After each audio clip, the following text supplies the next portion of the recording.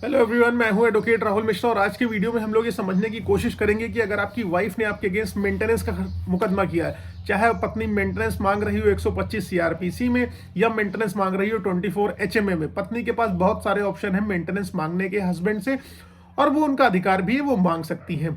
लेकिन आप जब जान रहे हैं कि मेंटेनेंस देने लायक नहीं है, वो एलिजिबल नहीं है मेंटेनेंस के लिए, तो ऐसी कंडीशन में आपको मेंटेनेंस के लिए जो है डिनाई करना चाहिए और डिनाई करें लीगली। आज मैं वही आपको तरीके बताऊंगा जिससे आप पत्नी का मेंटेनेंस खारिज करा सकते हैं, जिन तरीकों से, जिन ट्रिक्स एंड टिप्स के माध्यम से उसको जो है खारिज करा सकते हैं। लेकिन वीडियो शुरू करूं उससे पहले हर बार की तरह मेरी रिक्वेस्ट है कि अगर आप लोग चैनल पर नए हैं या पहली बार आ रहे हैं या अभी तक आप लोगों ने इसे सब्सक्राइब नहीं किया तो प्लीज सब्सक्राइब करिएगा। साथ ही साथ भारतीय कानूनों से संबंधित कोई भी जानकारी, कोई भी मदद, कोई भी हेल्प आपको चाहिए तो अपॉइंटमेंट शेड्यूल करके आप मुझसे डिस्क्रिप्शन में मेरा नंबर है, बात कर सकते हैं और किसी भी मुद्दे पर मेरी सलाह ले सकते हैं। लेकिन बिना अपॉइंटमेंट बात कर पाना संभव नहीं होगा। चलिए हम लोग वीडियो स्टार्ट करते हैं। देखिए, मैट्रिमोनियल जब भी डिस्प्यूट होगा, पत्नी मेंटेनेंस का केस करेगी, 498 ए करेगी, मेंटेनेंस का केस करेगी, डीवी करेगी। मेंटेनेंस जनरली वाइफ आखिरकार मांगती क्यों है? देखिए, मेंटेनेंस मांगने के सिर्फ दो कारण होते हैं। ऑब्वियसली उनको खर्चा मिल सके, वो अपने आप को मेंटेन कर सके, उनको जरूरत है पैसे की, इसलिए वो मेंटेनेंस मांगती है। दूसरी चीज क्या होती है कि वाइफ जो है हस्बैंड को हैरेस करना चाहती है ताकि हस्बैंड पर इतना ज्यादा प्रेशर बन जाए वो पत्नी की अनरीजनेबल डिमांड्स को फुलफिल कर दे, उनकी अनरीजनेबल डिमांड्स को मानने लगे। इसीलिए मेंटेनेंस का केस किया जाता है और कोई रीजन इसके पीछे नहीं होता। दो ही मूलभूत कारण है। अब इसको मेंटेनेंस को किस ग्राउंड पे आप अपनी पत्नी का डिसमिस करा सकते हैं, उनका मेंटेनेंस केस जो भी है खत्म करा सकते हैं।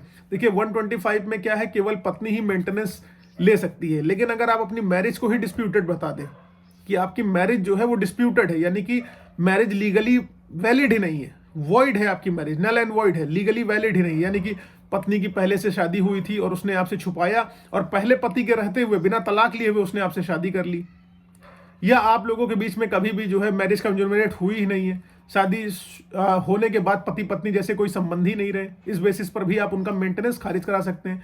दूसरी चीज क्या है, वाइफ अगर अपने आप को मेंटेन करने में सक्षम है, ठीक है, और आपके पास इस चीज के प्रूफ है कि जैसे मान लो जो वर्किंग है उसकी सैलरी स्लिप है, वो कहीं काम कर रही है, कोई ब्यूटी पार्लर चला रही है और अच्छा चला रही है, या कोई दुकान उसने कर रखी है, कोई बिजनेस कर रही है, किसी भी एक्टिविटी में इन्वॉल्व है जिससे उसको पैसा मिल रहा है, तो आप अगर ये साबित करने में कोर्ट में सक्षम है तो इस चीज को कोर्ट में साबित करिए, आप अपनी पत्नी का मेंटेनेंस यहां पर भी डिनाई कर ले जाएंगे।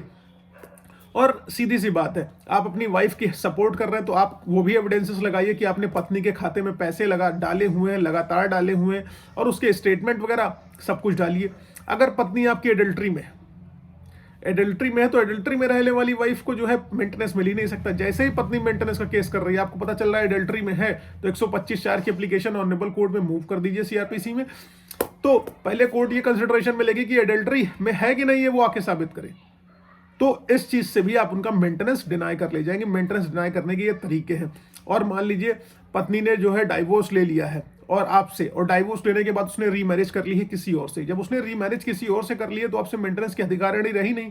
और ऐसा भी बहुत लोगों के साथ होता है कि वो रीमैरिज कर लेती हैं और छुपी रहती हैं और मेंटेनेंस कॉन्टिन्यूसली लेती हैं। बहुत सारे मामले मेरे पास ऐसे हैं जिनमें पत्नियां पति से डाइवोर्स ले लेती हैं लेकिन शादी जो है कर लेती हैं और छुप के कर लेती हैं और मेंटेनेंस कॉन्टिन्यूसली लेती रहती हैं। ठीक है, तो मेंटेनेंस तब डिनाई हो जाएगा जब आपने दूसरी शादी कर ली है और उसके एविडेंसेस आप लगाइए कोर्ट में, तो उनका मेंटेनेंस रिफ्यूजल कराइए, उसका मेंटेनेंस डिनाई करिए। अब मान लीजिए अगर पत्नी आपकी लगातार एक लंबे टाइम पीरियड से आपसे अलग रह रही बिना किसी रीजन के, वो कह रही मुझे इनकी शक्ल नहीं पसंद आ रही, इनकी एक्टिविटीज नहीं पसंद आ रही और लगातार नहीं आ रही है बिना यूजलेस रीजन के, बिना अप्रोप्रिएट रीजन के, डिजर्शन बहुत लंबा हो गया, तो भी वो मेंटेनेंस के अधिकारिणी नहीं है। मेंटेनेंस आप उसी कंडीशन में देंगे जब वो दाम्पत्य जीवन की चीजों को फुलफिल करने के लिए रेडी हो, अदरवाइज मेंटेनेंस देने की आवश्यकता नहीं है। ये लॉ कहता है, मैं नहीं कह रहा।